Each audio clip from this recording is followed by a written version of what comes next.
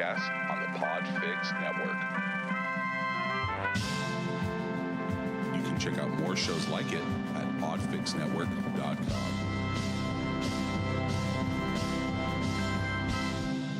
Welcome to the Fan Feels Boy podcast. Yeah!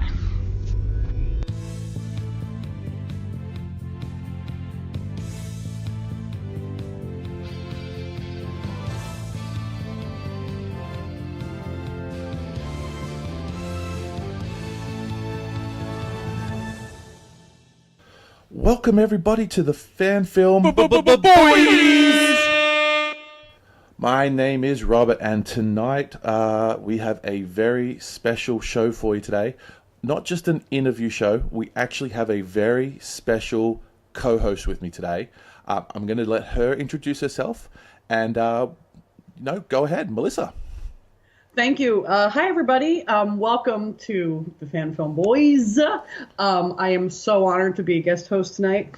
Like I said, my name is Melissa, and I am the host of the Brook Reading Podcast. And my pal from Fan Film Boyz has graciously let me come on and co-host with him tonight. So thank you so much for that. So I love your podcast, by the way. I know that we reached out on Twitter together, and we share each other's stuff on Twitter and stuff like that. But why don't you tell people what your podcast is about, and a little bit more information so people can actually subscribe and like and listen to you. Oh, great. Thank you so much. Yeah, you were actually one of the first podcasts that I reached out to when I started. You answered so many questions for me and helped me out on my road. So again, I really appreciate that. But yeah, my podcast is called the Brook Reading Podcast, and the reason is because I read a lot of books and I live next to a brook. So I read one book a week, I review it, I talk about whether there's a movie tie-in, some historical information, bring that all in, and try to start like a virtual conversation. Just this past week, I read a biography on President Wilson, and that was actually our first two-parter. We are found on iTunes, Stitcher, Spotify, and then the direct download from Libsyn. So you can find us there at Brook Reading. Excellent. And like I said, I'm a big fan. I subscribe and listen. I haven't read that book myself, but I am kind of interested. You got me thinking now. I live just outside of Princeton myself, so I have seen some of his homes in Princeton and stuff like that. So it's definitely something I think I'm going to be checking out, especially after listening to your podcast. Oh, thank you. Well, yeah, it's a perfect tie-in. He went to Princeton. He was the president of Princeton for a few years, and a highly regarded academic in that part of New Jersey. But yeah, you might want to give yourself some time because it's a huge, dense. It's a history textbook, basically. So give yourself some time.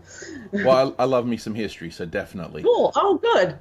Now, what we're going to talk about today is we're going to review a film, and this is a film I've been kind of fan film that I've been holding on to for a little while until I got something special, and having you on the show is definitely that special occasion. I wanted to talk with you and everybody else that's listening in podcast land about some would say controversial fan film. It certainly led to a lot of controversy later on, more so than just the fan film itself. And that, of course, is Prelude to Axanar, which is a production of Axanar Productions. It is a Star Trek fan film. So I just want to go over and talk a little bit about that I got from YouTube. Then we're going to talk about the film. This one is a 21-minute film. It has over 3 million 3 million views on YouTube, and has been liked over 47,000 times. It was published, as I said, by Axanar Productions, and was published on August 15th of 2014. So for those of you that haven't seen it, Prelude to Axanar is basically, they put it down, it's told in a retrospective documentary fashion. And I have to say, of all the fan films that I've watched so far and reviewed, this is one of the first sort of documentary fan films that I've really seen, and I really enjoyed that concept. What did you think? Yeah, no, I liked that too. And it's funny that you mentioned one of the first things you mentioned was how controversial it was. I didn't know that going into it. And then again, same as you, I started to do some research and talk to some friends, and I didn't realize how much controversy, especially I believe in the copywriting format was the majority of. Yeah, right. So I didn't know that. And we're going to get obviously a lot pretty deep into that. But yeah, basically the film itself is not really that controversial because the film is great.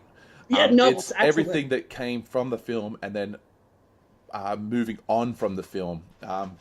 It led to basically this was the film that led to the creation of the guidelines for Star Trek fan films. The guidelines of what you can do and can't do when it comes to a Star Trek fan film. So it was obviously a lot of important information, but to go over it a little bit more, there's some important information on IMDb. It stars Richard Hatch as Commander Khan, Tony Todd as Admiral Marcus Ramirez, Kate Vernon as Captain Sonia Alexander, J.G. Hertzler, and he is Admiral Samuel Travis, Gary Graham as Ambassador Soville, Alec Peters, who is also the writer of the and who will be a big star in the controversy later. He stars as Captain Kelvar Garth. Orion Akabar is Professor John Gill, and Stephen Jepson is Admiral Slater. So a little bit of trivia. Okay, so did you know that J.G. Hertzler and Tony Todd, both of them are professional actors, they both star as Federation officers in this film.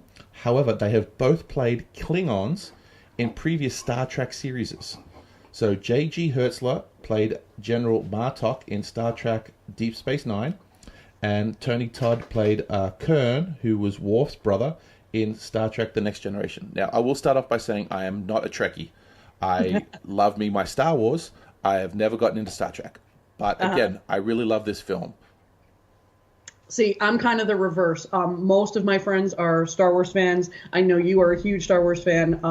Myself and like one other pal are the huge Trekkies of my group. So I appreciate Star Wars. I love it. I've seen them. I think they're great. But if I had to fight on one side or the other, I'm on the Enterprise. Well, that's why this is going to work out well, because you're going to probably have a little bit more of an insight of the Trek universe than I would have. I'm going a lot by just my research and stuff like that. So let's go start off with overall opinions. Why don't you start with this? What did you think of the film? What parts did you like, didn't like? Just tell me what you think. Okay. I agree when you said that it was, like the documentarian style. This was great for me, especially, reading a lot of the history that I've been reading just in general. This was almost like a history textbook for the United Federation of Planets and like how everything came to pass, which I really dug. So I appreciated that about it a lot. Tony Todd I knew about with the trivia. I didn't know about the other gentleman, though, that you mentioned. So that was a nice piece of trivia for me. That was really cool. And the one thing that I loved, I wrote it in my notes and put a lot of exclamation points, the setting of this was amazing. Like, this could have been out of an episode of Next Generation. Oh, definitely. And you could see where the money was well spent. Yeah, and I've watched, actually, due to your podcast, I've watched a couple fan films. It's never been a genre that I've really been into, but a couple of the things that you guys have mentioned, I've watched. And, while they were good, this was, like I said, this could have been a run of a TV show, So that impressed me a lot. Absolutely, and that's one of the things that Alec Peters, the writer, really was going for. He was making Prelude as a proof of concept that these things can be made on a smaller budget than what's out there these days. I mean, sure. You can make TV programs, episodes, you can make whole movies. He was basically proof of concept that, hey, these things can be made. This film, this 21-minute film, was made on a budget of $80,000. Now, in terms of fan films, that's huge. That's momentous when it comes to fan films. But in terms of what it looks like and the quality, you can definitely, again, it's money well spent. So it was actually a Kickstarter, one of the very first Kickstarter projects, especially for Star Trek. The original Kickstarter production sought $10,000 in funding, but they ended up raising on the first round $101,000. So more than enough to cover what they were looking to do, what they wanted to do in terms of showing the graphics, the everything all together. So there was more than enough money to cover that. And that's part of the problem as well, is going to come up later with the guidelines and everything like that. Again, that documentary style is what's key to me on this film. I am not a big one that knows a lot of the background, like you just said, of the Federation and everything like that. But I really feel like this told a great story that I got enough information from it without having to know that. Some of the big problems that I've had, and I've discussed this on the podcast with fan films, is that they are geared very specific to the fan of that genre. Yes. So, when you're talking about, say, a Star Wars fan, a lot of them are geared towards Star Wars fans, in general, and everybody sort of kind of knows at least a little bit of Star Wars. But me and Dave just recently, it hasn't been released yet, but we just recently talked about a Mass Effect, the video game fan film. It was called Red Sand. And one of the things that went on that is Dave is a big Mass Effect fan. I had never played the game before. But the fan film was relying a lot on lore and information from that game that was not in, like, the common sort of, unless you've played, unless you knew what was going on, you would be lost. You would have no idea what it was all about. And he had to explain a lot to me in the fan film, so it was geared more to that fan of Mass Effect than it was to just a person opening up a fan film. So like this was different. Yeah. No, I definitely agree with that. Like I said, one of the things that when I started to look through your all's episodes to pick, like, okay, which one was the one that I'm really going to sink my teeth into, the first one I watched was Calling All Browncoats, because I'm a Firefly fan. And I knew going into that I would understand. Everything else, I was just like, oh, I'm not, well, like you said, I'm not well-versed in this video game, or I'm not well-versed in this movie. So that kind of, like, put some people off a little bit from watching that. But in regard to Axanar, I was at a Long Island comic convention last year, and a friend of mine's brother actually did a whole workshop on Axanar, and as we mentioned a couple times now, the controversy and different things like that, and he kind of workshopped it. So that was the first time I watched it, but everybody in the room, obviously a lot of people signed up for that workshop because they were Trekkies, but even the people in the room that weren't Trekkies, they were watching the film like, first of all, wow, I'm just appreciating this as a good film. And secondly, like you said, they caught the story just because it was, like, so well told. So, yeah, like you said, that's a good reason for it, too, to be built like this. Exactly. And it sets up, and I know that's what Alec Peters was trying to do, it sets up future movies, episodes. And again, that's going to lead more into the controversy, which we'll talk about in a moment. But his plan was to make a feature-length film around Axanar. I mean, around the battles, around what happened at Axanar. And I believe, and I couldn't find definitively this, but I believe Axanar is something that he made up. That's not actually in Star Trek lore per se. And that's why his production company is called Axanar and stuff like that. Am I right on that, or do you know a little bit more about that? I don't know the definitive answer about his production company. I don't believe personally that Axanar is part of, like you said, of the canon. I do know though that it makes sense though. See, I'm going back to the film. Like, the film is tricking me because it makes me think that it is actually. And I'm a bad Trekkie because I've only been one now for like maybe about 10 years. It's not been a whole life kind of thing. So it's got such a history that I'm still kind of learning it every day. But it is set before TOS. I mean, it's set before, the first Enterprise was built. Like we saw, this was like the culmination of the Klingons and the Federation kind of like butting heads. So whether that initial battle took place at a place called Axanar or something else, I'm not sure. But the way that there was one scene where they had like the map and it was like Terra, Vulcan, something else and something else. I can't remember. Yeah, no, I remember the one. Yeah. I was like, oh, well, clearly this has to be canon because it just fits so perfectly. So to be honest, I can't answer that question, but I know this does precede like Pike, Captain Pike, and, even everything before that, because I believe the initial start date was like 2241. And I think the start date of TOS was like 23 something, if I'm not mistaken. I think. Yep, that's about right. Yep. I mean, the thing that is important for, I guess, for later in our conversation, but just so people know this, the films, Star Trek films, the rights to those films and production are actually owned by Paramount. The rights to the TV series and TV productions is actually owned by CBS. CBS, right? They're Yep. two separate companies or two separate entities that own.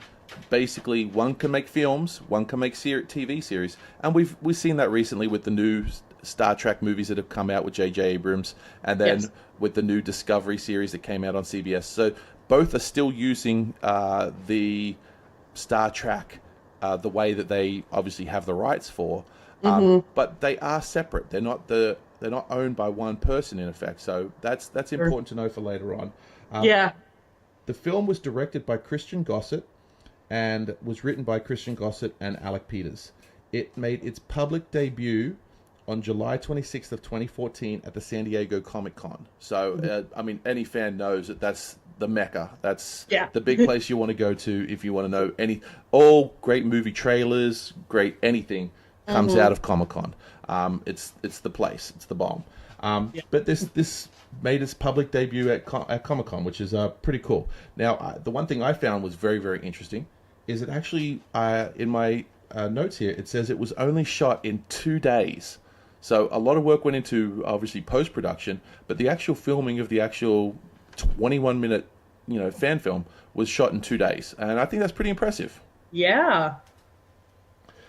Wow. I didn't know that. That's sick. Yeah. So it had some great reception when it did get released. Obviously, Trekkie fans love it.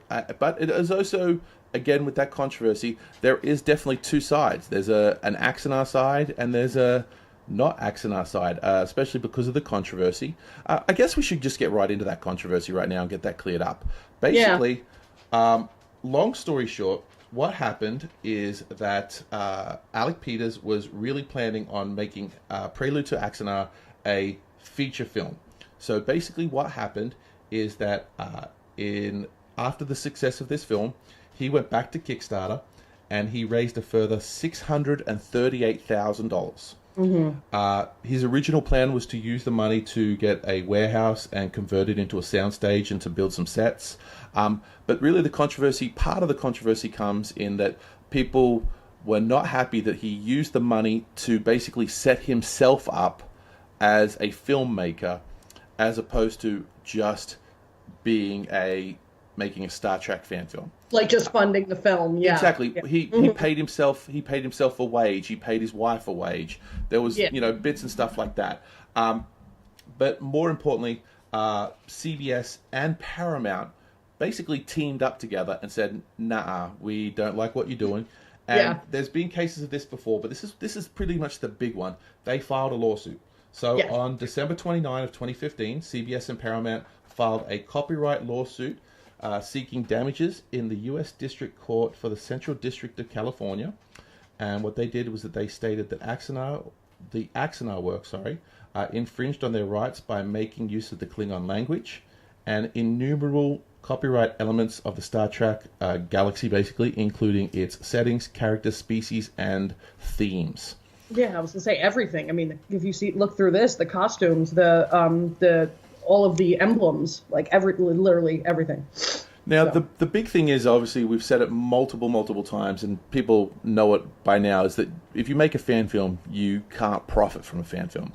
So the way that a lot of these people that make fan films is they're profiting off by not the film itself, but what the film does in terms of maybe their YouTube channel or, revenue from advertising and stuff like that. You can't sell the product directly. You can't, make a DVD of it and sell that DVD. You can't do anything like that.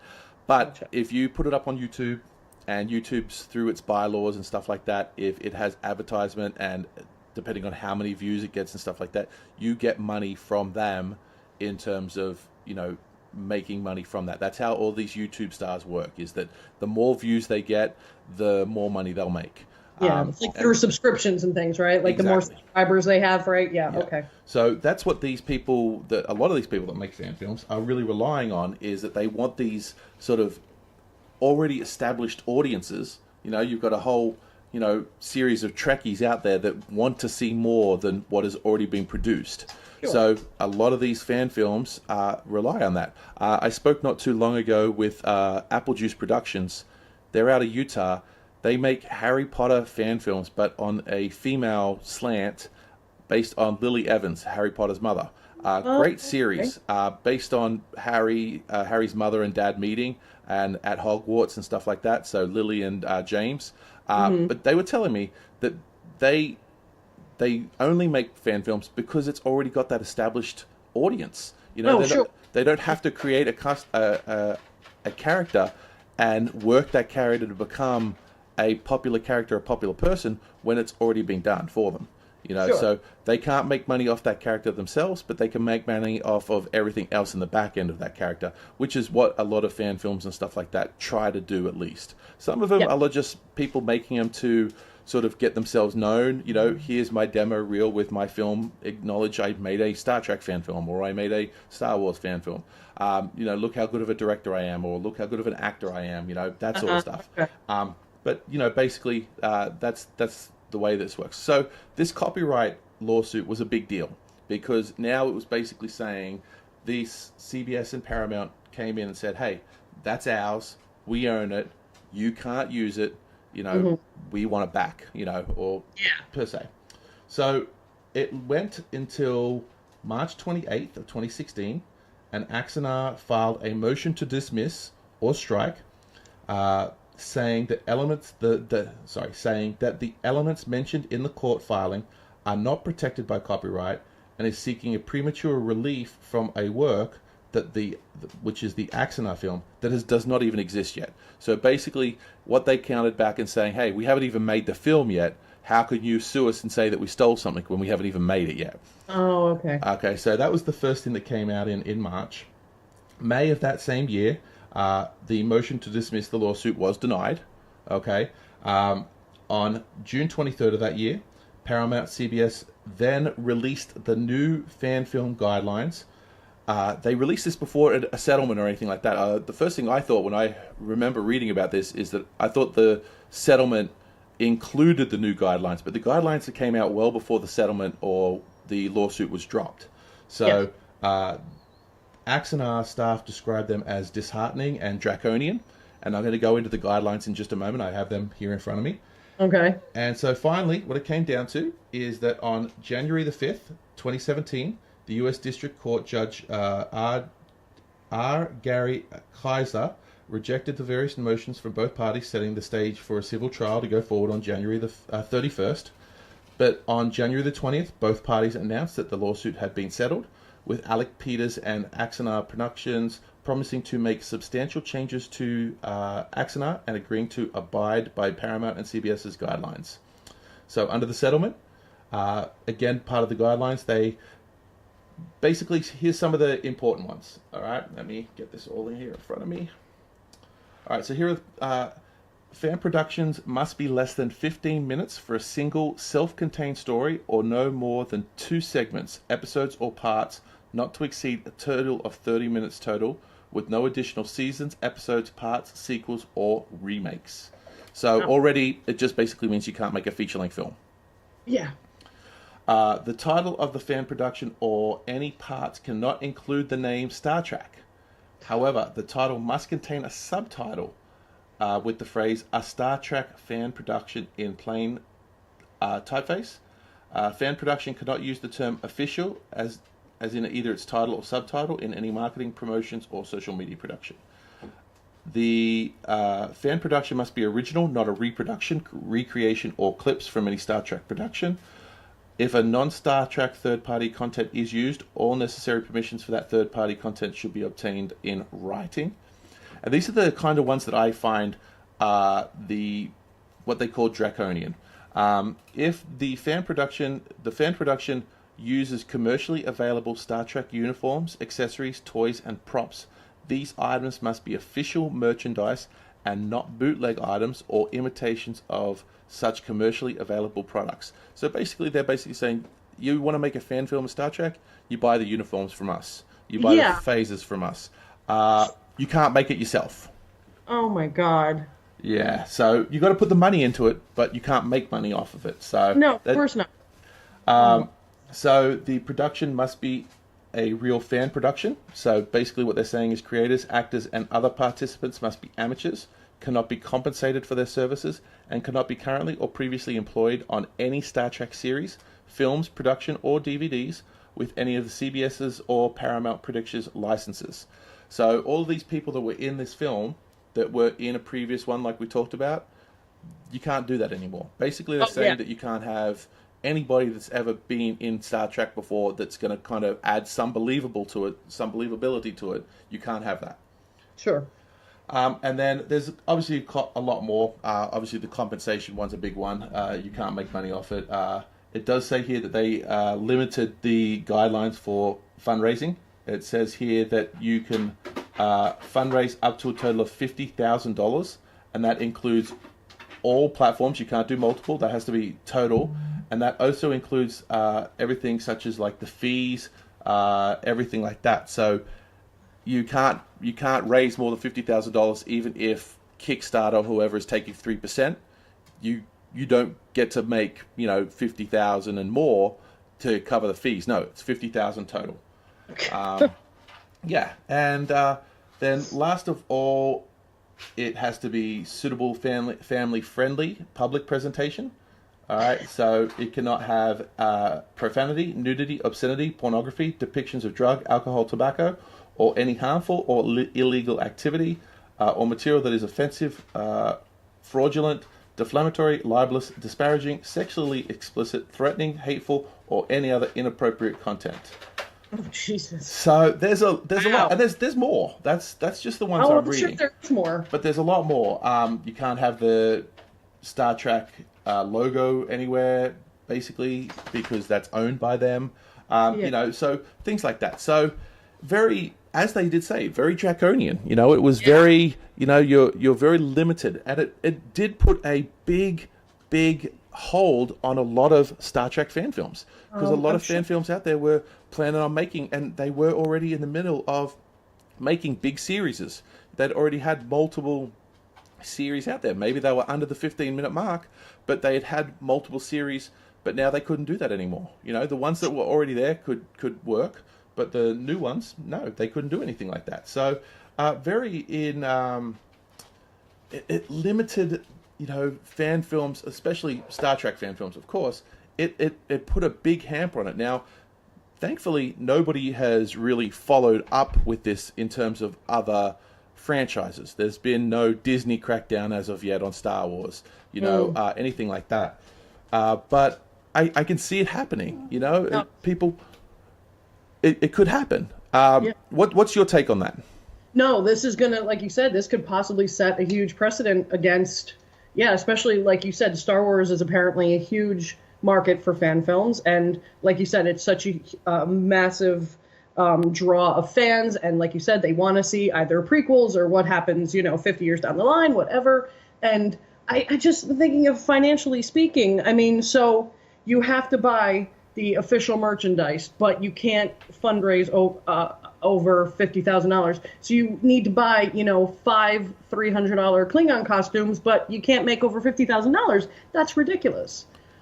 And that's preposterous. Like you said, that's going to affect, it's going to affect not just Star Trek films, but so many fan films. Now, obviously, they're an investment, so you buy them the first time, maybe you have them there for a couple of films, but it's still that initial outlay of anything. There's so many fan films that are just made out there for dirt cheap money. Now, I think part of the issue of why CBS and Paramount did this was because of that whole Kickstarter thing from Alec Peters and basically him setting himself up to be a movie producer, a production company, where technically, when he sets himself up in a warehouse and builds sets and has a soundstage and stuff like that, he could film any type of film. It doesn't have to be a Star Trek fan film. So he made money to create his business off of the back of Star Trek, which is owned by somebody else. Yes. So I can understand that sort of side of it. But the way it went into creating these things and these rules, it's one of those things. One bad apple, the whole bunch sort of thing is ruined. So yes, exactly. It's something to definitely going to be very interesting going forward. I know from keeping a finger on the Facebook pages of various Star Trek productions and stuff like that, they are starting to come back. There are going to be some more productions being made. There are some, within the guidelines and everything like that. I think people are starting to work within that, and they will come back. There will be a lot of Star Trek fan films coming back because it's a very, very popular genre. But I don't think it's ever going to be quite the same as it ever was before. Yeah. And I don't think we're going to see anything like Axanar ever again. Oh my God, no. $80,000, 21 minutes, all the big name actors like Richard Hatch. I didn't mention it before, but he's a big name from Battlestar Galactica. Battlestar Galactica, yeah. So, I mean, he's an established actor again. And just somebody like that being in your fan film. And there is definitely crossovers. I don't know if you've ever seen Dirty Laundry. Stars Thomas Jane. It is a Punisher fan film, but it actually has Thomas Jane, the actual Punisher from the movie. He produced his own fan film about the Punisher. Check it out. We have another show on a review show on it from before, but basically he went out and did the work. Again, it's a fan film, so he couldn't make money, but he loved the character so much that he went on. So there are films out there that have established actors in it. It also has Ron Perlman in it, of all things. Oh my God! Wow. Yeah, definitely check that out. Dirty Laundry. Definitely will. But there's not that many fan films that will have like big name actors in it, just simply because they're not getting paid, they're not going to make money, that sort of stuff. And this stops that from happening even more. Sure. I understand, and I've read up on this a lot. You own a copyright. You deserve to make money from it. You created that. You have marketed it. You've built that audience, and somebody's just jumping in trying to use that audience. I can understand that's got to be highly frustrating if they're making money off of your hard-earned work. But of course. There's still a difference between saying, hey, you need to sort of change that because that's not going to quite work, and throwing out a lawsuit and saying, oh, here's the new rules, you have to abide by these, or get out. Yeah. And there's also a difference between paying homage and just ripping somebody off too. Yes. I mean, we make content too. We would, I'm a amateur, I guess, writer, and I've had to toe the line between, like, am I paying homage to this, author that I appreciate, or am I really just kind of stepping on their toes? And you have to watch out for that, because of, not just because of copyright, but just because of respect for fellow artists, Well, yeah, that's a big thing. I mean, it's something that you have to sort of always think in the back of your head. Am I doing this? Am I, I mean, everybody remembers the times they were at school where you're writing, an essay on something, and you find those things that you really want from a book. I'm sure there's been times where I was tempted to just say, hey, let me copy that, let me have that, But if you don't say cite that properly, yes. Which you can't really do in a fan film, I understand that, but if you don't cite it properly, that is plagiarism. Sure. You are copying somebody else's work. Exactly. This is where that line is with it when it comes to fan films. You don't have the same capability of citing something, but you are using somebody else's ideas, somebody else's thoughts, images, intellectual property. To sort of make your own, and then if you then start making money off that, then where is that line drawn that Sure. I could do something and then somebody could just take it the very next day. There's got to be that line. Exactly. I completely concur. Well, all in all, though, I love the film. Going back to the film as well, I really loved the film. I thought it was very well done. I totally loved the documentary style. I loved the story behind it because, again, as I said, I'm not a big Trek fan, so learning a little bit more, especially knowing that it's it's called Prelude to Axanar, but it's really a prelude to Star Trek.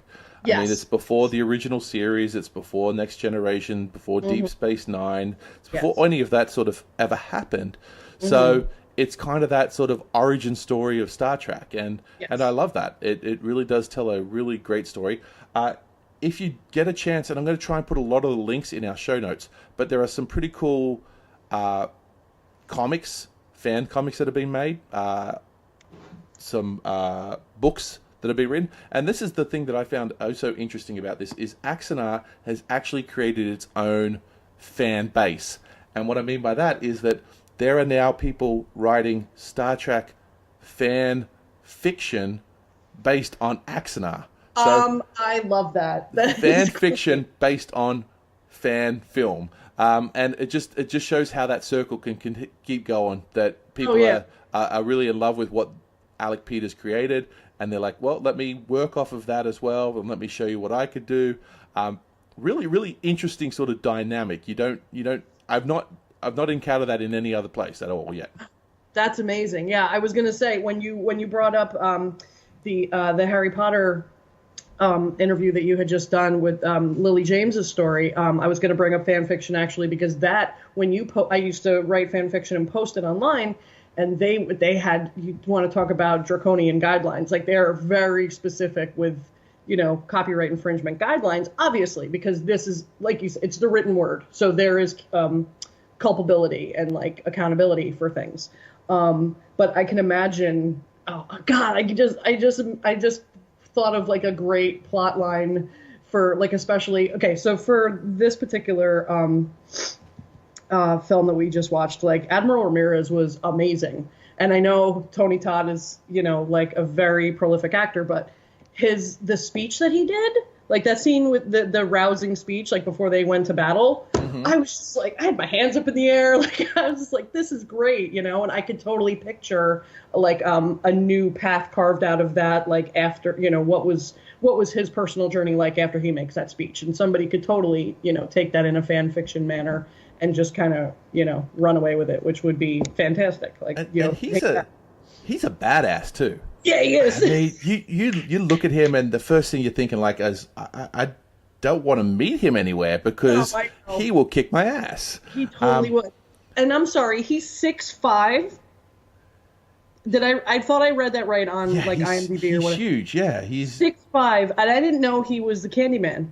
Yep, Candyman. I'm looking at it right now. He was in obviously Star Trek: The Next Generation. He was in Platoon. Yes. He was in Night of the Living Dead. He was the lead character in Candyman trilogy. He played William Bloodworth in the Final Destination franchise. Okay. And he was also the voice of the Fallen in Transformers: Revenge of the Fallen. Okay. Yeah, he did a lot of voices on Star Trek video games, which I noticed. And he's got a great voice, so I totally see that. And he was also, I also read that he was in Voyager. You said Next Gen, Deep Space Nine, but he was also in Voyager. And this is one of my favorite movies of all time. He was one of the bad guys in The Crow. And I didn't, until I saw that, I had the flashback of, like, 20 plus years ago when that movie came out. I was like, oh, yes, I remember him just, giving it to Brandon Lee. And I was just like, oh, wow. Just a crazy flashback of being in high school. Oh, and the one that got me was he was in The Rock with, yes, yeah. With Sean Connery. He was one of the soldiers that was, he's, I think the famous line is, I just want to get fucking paid, or something like that.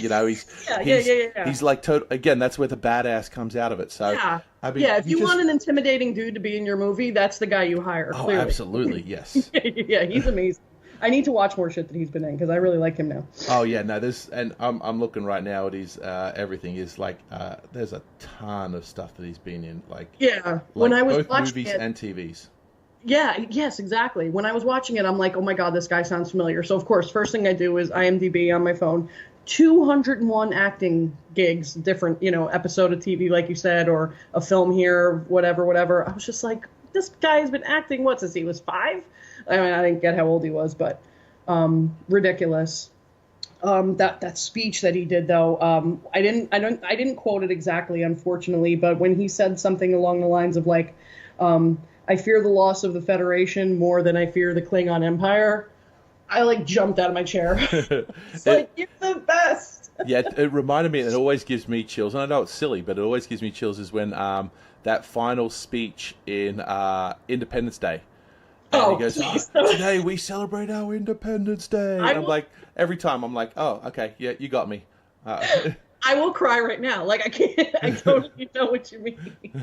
But yeah, it's the same thing. It's one of those sort of things that will stand out in your mind, and you're like, okay, I know who that is. I know what he's saying. He's saying it in such a way that's so believable. If I was there, I would lay my life down for him. Exactly. Because, I'd lay my sword down for you. Not a problem. Yeah. Exactly. Well, we are going to take a quick break to put a couple of Podfix promos in here, and we'll come right back. Cool. Greetings and salutations. This is Fuzzy Dan from Who Spiked the Puns. Each week, with the help of some of my special friends from around the internet, we'll be mashing together two disparate movies to make something unexpectedly awesome. This is the podcast that doesn't take itself too seriously, because everybody knows bad puns don't fly. Find me now on whospikedthepuns.com or on a podcatcher near you.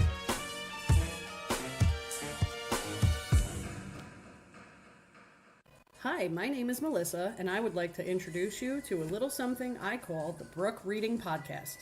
Each week, I read and discuss a novel, rate and review it, and tie in any movie or television iterations. If you would like to join in the discussion, you can find the Brook Reading Podcast on Apple Podcasts, Stitcher, Spotify, or direct downloads on Libsyn.com. Happy reading!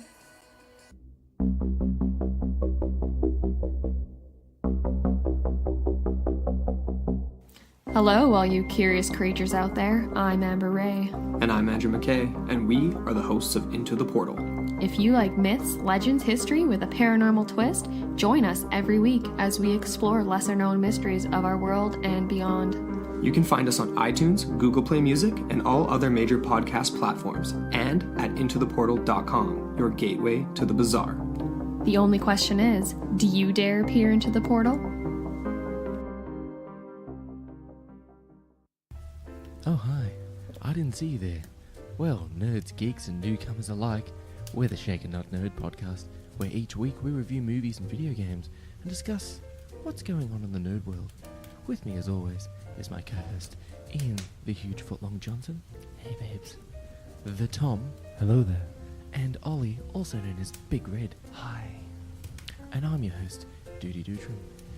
And this is us. About 5 minutes beforehand, I was talking to my friends, being like, if they make me say I love Harvey Norman, I'm not doing it. I'm not doing it. The second they said, I'm like, I love it, Norman!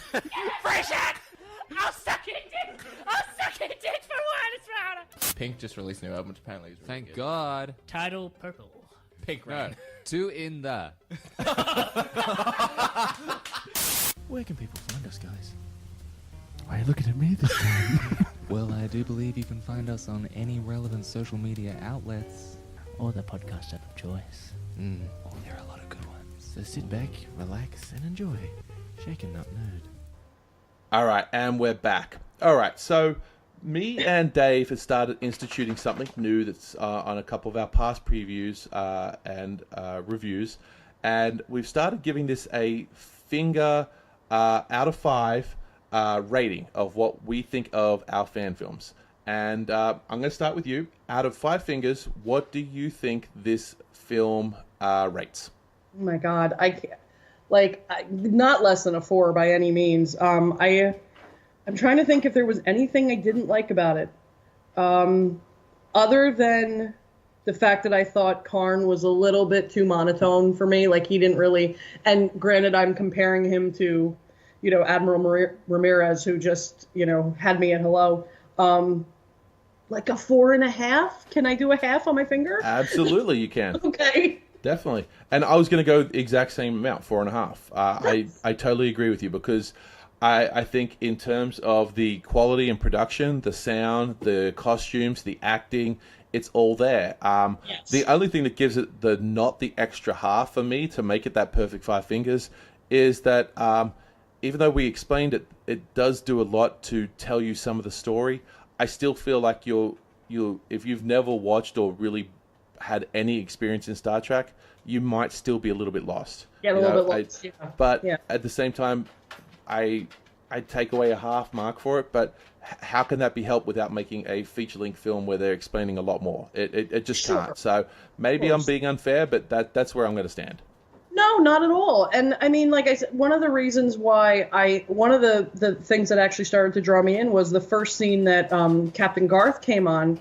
First of all, I knew he was a captain right away before they may have said it, but I was kind of, I was zoning out a little bit because, as you hear, I'm kind of sick. So I was in and out a little bit. But the reason I knew he was a captain was because he had on the velour captain shirt that Christopher Pike wore in the very first episode of the original series. So for me, that had that little like nostalgia pull for me. But like you said, if you're coming to this never having seen that episode, yeah, you're not going to have that. You're going to lose that half a finger. Like, I totally get that. So yeah, right on. Excellent. Well, I'm going to ask you a question. Okay, yes. That I ask a lot of people that I interview, but obviously you're a co-host right now. But I'm going to ask you the same question. Okay. Okay. Let me put it on you. If I gave you a basically unlimited budget, okay, everything that you're going to need to make a film, what sort of a fan film would you make? Oh dear. Oh dear. And why? And why? Fantastic. Oh my goodness. So while I know that, obviously I've discussed how much of a Trekkie I am, and I do love the franchise, I think I would create a Doctor Who fan film, and I would have him and his companion travel back to the Victorian era of literature, because that's where a lot of my favorite authors stem from. So I would just get to merge a lot of my favorite things. So yeah, I think that'd be it. I like that answer. I do. I have not yet reviewed a Doctor Who fan film, so I think down the line... No, not yet, but I think down the line that's what we're going to have you come back on for then. Definitely, okay, we'll set that up and we'll do a Doctor Who fan film. If you haven't checked it out, going back to sort of not the whole literature thing, but similar sort of concept, a cool fan film that we reviewed is called Predator Dark Ages. Check that out. It's basically the Predator in the premise that the Predator has been coming to Earth for generations. And this film is basically based in the time of the Knights Templar, and they are basically in a forest chasing down the Predator. Oh, wow. So with swords and shields and everything like that, it's a great fan film. And I think it sets up a pretty good premise that, you could actually do a Predator fan film in, like you just said, maybe do a Predator fan film in the Victorian literacy era. Sure. The opens the door. Sure. The second you involve time travel, I'm in. So that sounds like definitely something up my alley. I love it. Excellent. Well, Melissa, where can people find you? Give us your socials, just give us it all. Sure. Well, I don't have that many, so this won't take long. I'm still building my website. I don't have a Facebook because I'm kind of anti-Facebook with everything that's been going on there. You can find me on Twitter. I'm an avid Twitter user, and my handle is at Brook Reading Pod. So it's BROOK Reading POD. Or you can just email me at brookreading@gmail.com. Excellent. And as usual, people, if you're following the Fan Film Boys, or as you're listening to this, make sure you follow us on Twitter at Fan Film Boys Pod. We are on Instagram. We are on Facebook. And both of those are at Fan Film Boys. We do have a website which we haven't updated lately, but you can listen to our website for Podbean. It's www.fanfilmboys.podbean.com. We are a member of the Podfix network. You could check out all the great podcasts that are a part of that network. Dave's podcast, the Super Movie Brothers, is part of that. That's where we do Movie Cocktail and everything like that. So definitely check out a lot of those great. I know that you follow a lot of them as well, Melissa. So some really, really great podcasts and some really, really great people. So definitely check them out as well. But in the meantime, I want to thank you very much for coming on. And like I said, we're definitely going to have you back again. Thank you so much. This has been wonderful. Well, until next time, everybody, we'll see you later. Bye. This This was a podcast from the Podfix Network. You can check out more shows like it at podfixnetwork.com.